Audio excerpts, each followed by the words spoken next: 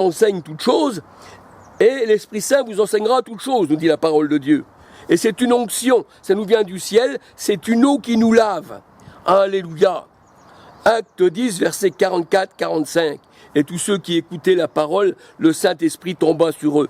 On ne plonge pas dans le Saint-Esprit, quand on est baptisé du Saint-Esprit, le mot baptême veut dire pas mal de choses dans la parole de Dieu. Là, le baptême, ça veut dire recevoir d'en haut.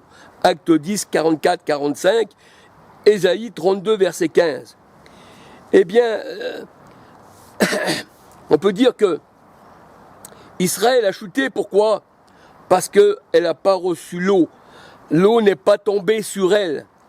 La pluie n'est pas tombée sur elle. Ézéchiel 22, verset 24. Et on peut dire que dans la parole de Dieu, si tu ne reçois pas la pluie, tu es un jardin qui n'est pas arrosé dans la parole de Dieu. Et le Seigneur dit, celui qui reçoit ma parole, il sera comme un jardin arrosé. Lamentation 2, verset 1. Et nous savons que quand le Seigneur Jésus parlait de l'eau, il disait, venez à moi, vous tous qui avez soif, je vous donnerai une eau qui jaillira en vous jusqu'à dans la vie éternelle. Et il parlait de l'Esprit que devaient recevoir ceux qui croiraient en lui. Parce que l'eau, c'est le symbole de l'Esprit Saint. Jean 7, 37 à 39, 1 Corinthiens 12, 13. Nous sommes tous abreuvés d'un seul esprit. Alléluia. Et la parole de Dieu nous dit, dans Jérémie 2, 13, que l'Éternel est ma source. Alléluia.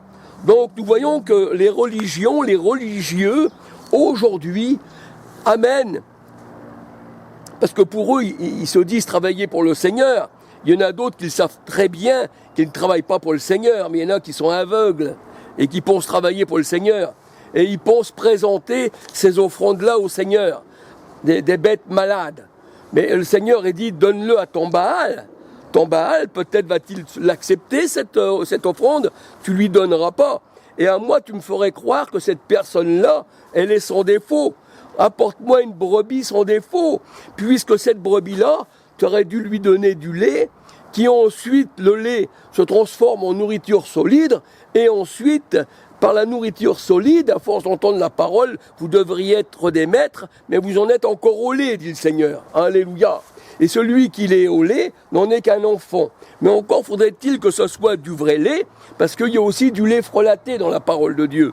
On peut être au lait si on est un enfant de Dieu, puis après on grandit avec une nourriture solide quand on devient un homme, mais le bébé, lui, au départ, il reçoit du lait.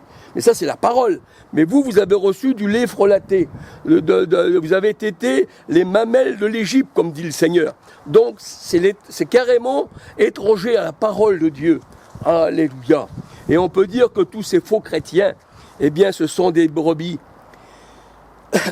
grasses, qui ont été conduits par des boucs, Jérémie 50, verset 8, et qui, le Seigneur dit dans sa parole, je jugerai entre brebis et brebis, entre boucs et brebis, alléluia. Et on voit que le Seigneur, eh bien, il a séparé les brebis.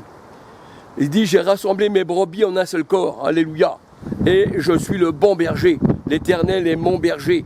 Et il a pris soin de moi, alléluia. Et il a guéri sa brebis, alléluia. Parce qu'une religion qui n'existait pas au temps du Christ, toutes ces religions-là n'existaient pas. Et les disciples, eux, les brebis du Seigneur, ont quand même été guéris par le Seigneur Jésus-Christ, qui, lui, le bon berger, prenait soin de ses brebis. L'Éternel prendra soin de ses brebis. Alléluia. Eh bien voilà, je ne voudrais pas aller plus loin. J'espère que les coupures de cette vidéo, eh bien, ne va pas jouer dessus, sinon je la referai. Alléluia. Et que le Seigneur vous bénisse, que le Seigneur vous garde. Dites-vous bien que j'en veux à personne, mais à strictement personne. Alléluia. Si je parle, c'est pas pour vexer les personnes, parce que je parle des fois d'une manière, parce que le Seigneur me donne à parler, mais c'est plutôt, eh bien, c'est pour ça que le Seigneur dit dans sa parole que les baisers d'un ennemi est flatteur. Mais comme tu flattes pas, que tu vas enlever l'épine du pied de celui qui boite, eh bien, si celui qui se laisse enlever l'épine par la parole de Dieu, il devrait plutôt dire merci à celui qui enlève l'épine, alléluia, au lieu de dire, tu me donnes une bonne eau bien fraîche, eh bien, c'est cette eau-là que je veux là, alléluia. Donc ça plaît au Seigneur, alléluia. Mais quand on parle du Seigneur, eh bien, on a beaucoup d'ennemis dans ce monde-là, parce qu'il y a beaucoup d'appelés, beaucoup d'appelés, beaucoup. Le monde entier était appelé, mais il y a peu d'élus. Petit troupeau. Votre Père Céleste a trouvé bon de vous donner le royaume. Alléluia. Donc ça prouve bien que le royaume des cieux est déjà arrivé. Votre Père Céleste a trouvé bon de vous donner le royaume. Luc 11, 32, oui. Et je crois que c'est dans Luc 17, 20, 21.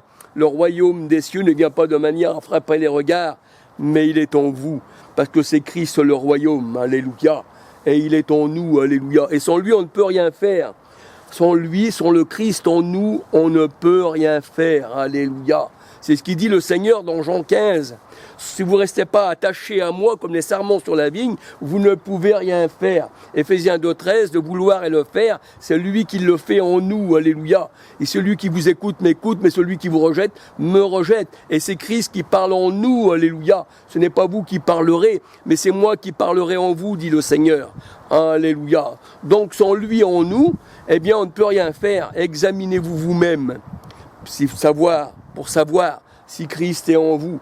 2 Corinthiens 13, versets 4, 5, 6. Si Christ n'est pas en vous, alors vous êtes des rejetés. Alléluia. Vous n'appartenez pas au Seigneur.